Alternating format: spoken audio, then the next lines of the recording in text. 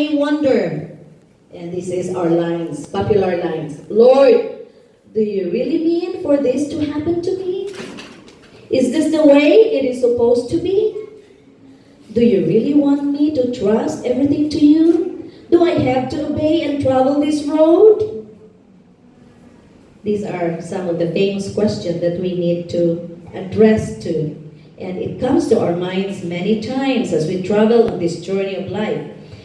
In the book Faith and Works, page 89, it says here, Ellen White says, our faith is not to stand in the ability of men or women, but in the power of God.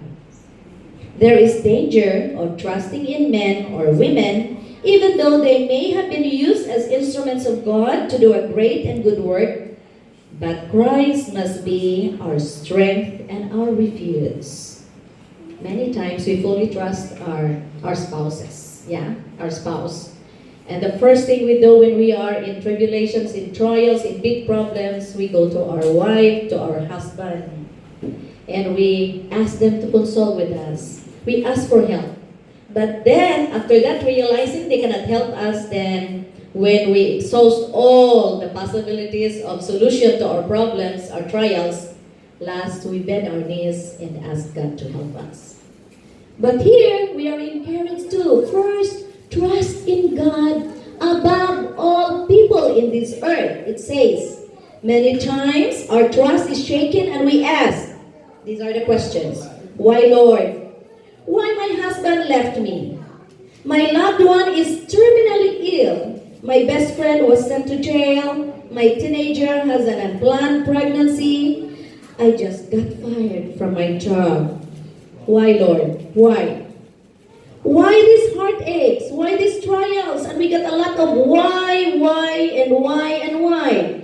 Today, we just don't understand. And we may never understand in this life, yet, until Jesus comes, our responsibility is to obey Him and just keep on trusting. He will provide the miracles we need day by day as we place our lives in His care. And we need to go into the next step. Number 2 step, to meet the hurdles of life. Lean not on your own understanding. Here in Proverbs 14:12, it says, there is a way that seems right to a man, but its end is the way of death. When we trust in our own wisdom, or we call it knowledge, that we thought it seems right, but in the end it leads to death. And so it's not good to trust in our own capacities, abilities, talents, because God's wisdom is superior above all people in this earth. And so it says here, there is a way that seems right to a man.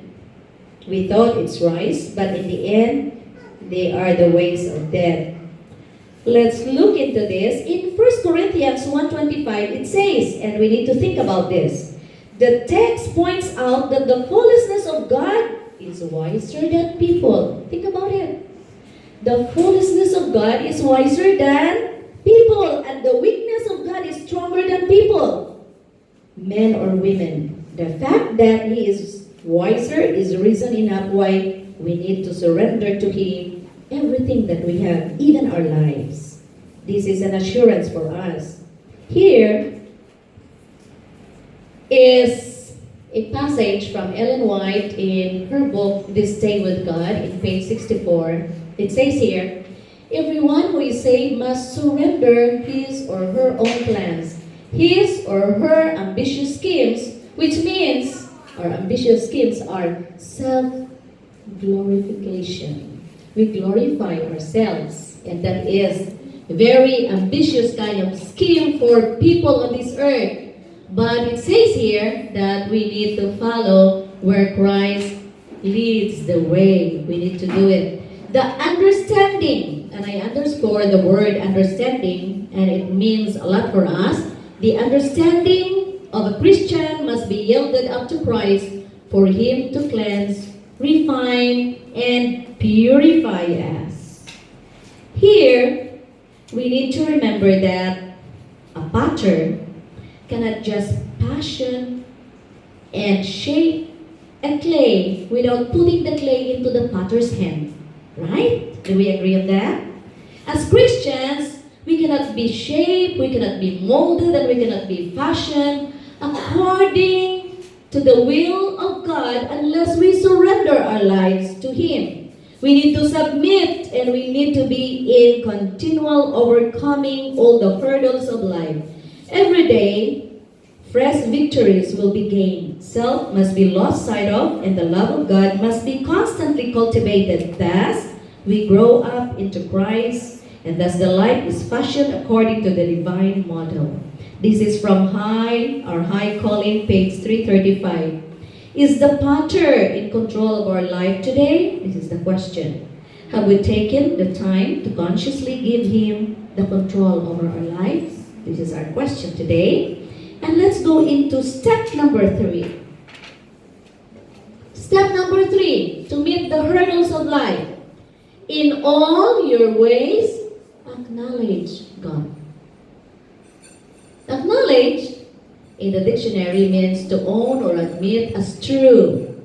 Recognize and respond, to confess. It's like saying, you are Lord of my life 100% when we acknowledge God. The Lord would rather have one person who is 100% committed, look at this, rather than 100 people who are 75% committed to Him. Yeah, this is a famous writing about this. It says here, what does it mean to have someone direct your life? Yeah? It is, according here, to direct your life, it means somebody has to order or instruct with authority, and that is God, to tell someone the way to cause to move, face, or go in a desired direction, to indicate the destination of, or to give command or guidance. Brethren, synonyms to the word direct, if God will direct our path, it says here, synonym to the word direct is to supervise, to guide, run, or oversee. That's what God wants us for our lives. And He wants to direct, He wants to lead us all the way to eternal life. Yeah, that is how we understand the word. He will direct our path. In the end of that, today I'd like to tell you a story, and this is a very nice story because this happened in the true life. Yeah, this is a story of a climber. You know, her name is Brenda, and this happens in US. Brenda was a young woman who was invited to go rock climbing. Although she was scared to death, maybe just like me or some of you there, we are scared to death, yeah, going on heights. Although she was scared to death, she went with her group to a tremendous granite cliff. Wow, so high. In spite of her fear, she put on the gear, took a hold on the rope, and started up the face of that rock. Well, she got to a ledge where she could take a breather. Yeah, she took a rest in a ledge, okay, like that. Okay, there is a ledge, and she took a breath on there. Rest for a while. As she was hanging on there, the safety rope snapped against Brenda's eyes. You know, it passes here on the eyes. And you know what happened? When it passes in there, it knocked out Brenda's contact lens. Can you imagine that? And then it passes here, and then, you know, the contact lens was gone. Well, here she is on a rock ledge with hundreds of feet below and hundreds of feet high. She is in the middle. So scary, yeah? And of course, she looked and looked and looked where she can find the contact lens, hoping that the contact lens would have landed on the ledge. But you know, it just wasn't there. She cannot find it. What do you think why she needs a contact lens? Maybe because her sight is poor, right? So instead of wearing the eyeglasses, she took on a contact lens. Here she was, far from home, her sight now was blurry and she was desperate. And she began to get upset. And so she prayed to the Lord to help her to find it. She is a Christian. So she started praying to God. When she got to the top, a friend examined her eye and her gluing for the lens. Yeah, maybe the lens was just on the clothes or somewhere on the hair. And so they examined it and they found no contact lens.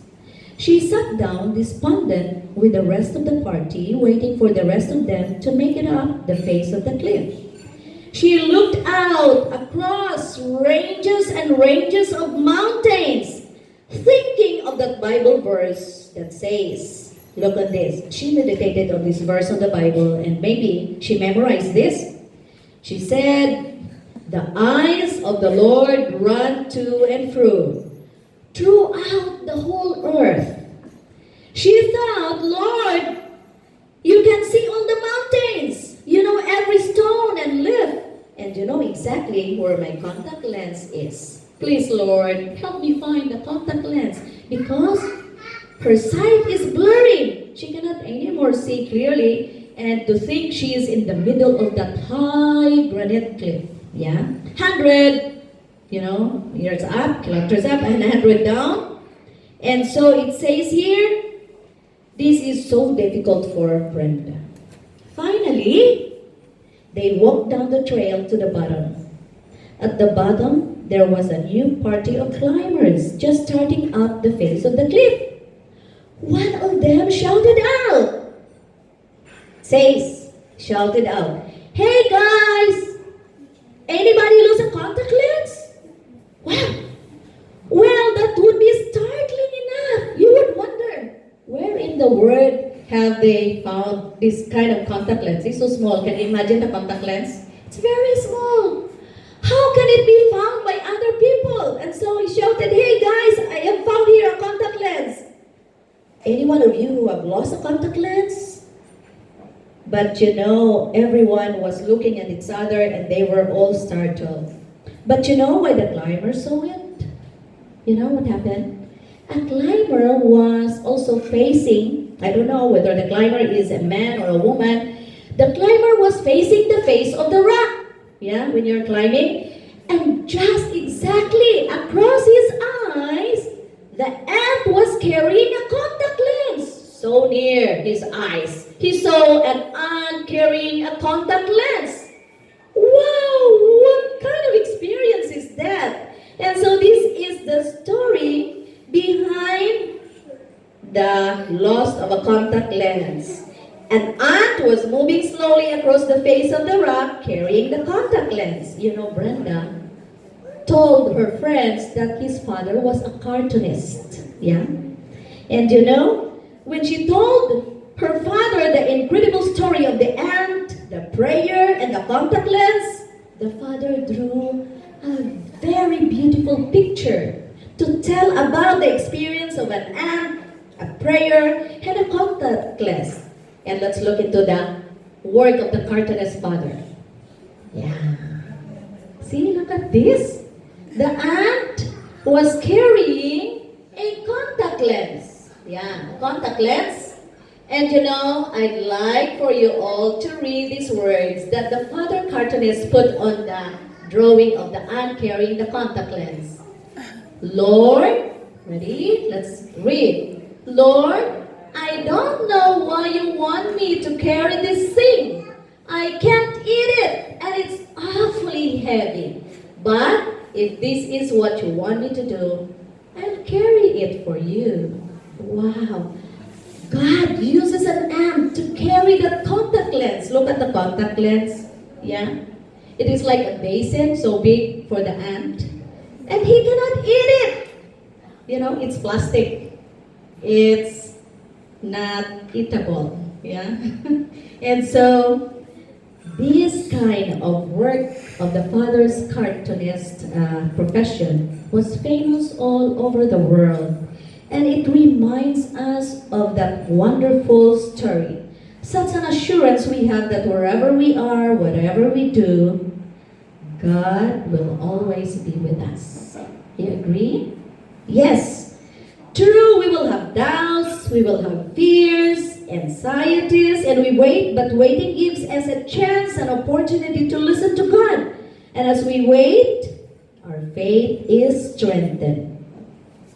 Here, let me review the steps on how to meet the hurdles of life. Yeah. 3 simple steps, and in the end, He will direct our paths. Okay? Let's read it together. Number 1, Trust in the Lord with all your heart. Number 2, Lean not on your own understanding. Number 3, In all your ways acknowledge Him. and the result of these 3 steps, He will direct your paths. path. I think we will ask Christy to play. We will learn to remember these steps by singing a song. You know, I remember our professor in Imbisi, Rudy Ruiz. Maybe some of you, Dr. Libato, knew that. Yeah? He composed this song. It's a round song, and it is like this. Trust in the Lord with all your heart. Trust in the Lord with all your heart. And lean not and to your own understanding. In all your ways acknowledge Him. In all your ways acknowledge Him. And He shall direct your path. Let's sing it again. Trust in the Lord with all your heart. Trust in the Lord with all your heart. And lean not, and to your own understanding. In all your ways acknowledge Him.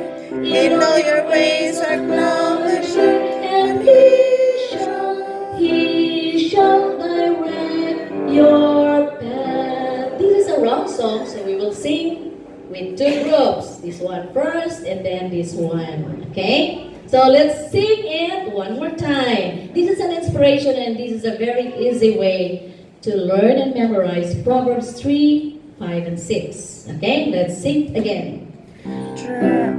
Trust in the Lord with all your heart. Trust in the Lord with all your heart. And lean not unto your own understanding.